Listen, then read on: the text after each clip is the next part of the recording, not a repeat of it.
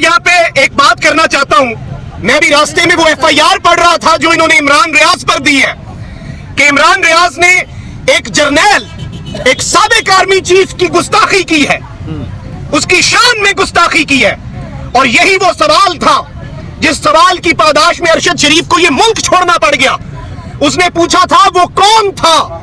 तो आज मैं यहाँ पर खड़े होके कहता हूँ कि जो रात को अदालतें लगा गया वो कौन था, गुमाश्तों को तख्त पर बिठा गया वो कौन था, जो कातिलों को, डाकुओं को अपने इख्तियार से मेरे वतन का हुक्मरान बना गया वो कौन था, वो जिसके बूट से हमारी राख थी चिपक गई, वो जो हमारा आशियां जला गया वो कौन था।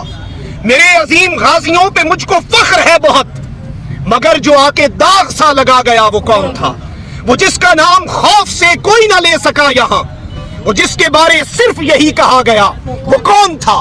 मैं बताता हूं वो कौन था। ये सवाल आज भी अपनी जगह पर खड़ा है। अरशद शरीफ ने ये सवाल पूछा था, अरशद शरीफ नहीं गया। आज हम बताते हैं इसका जवाब क्या है।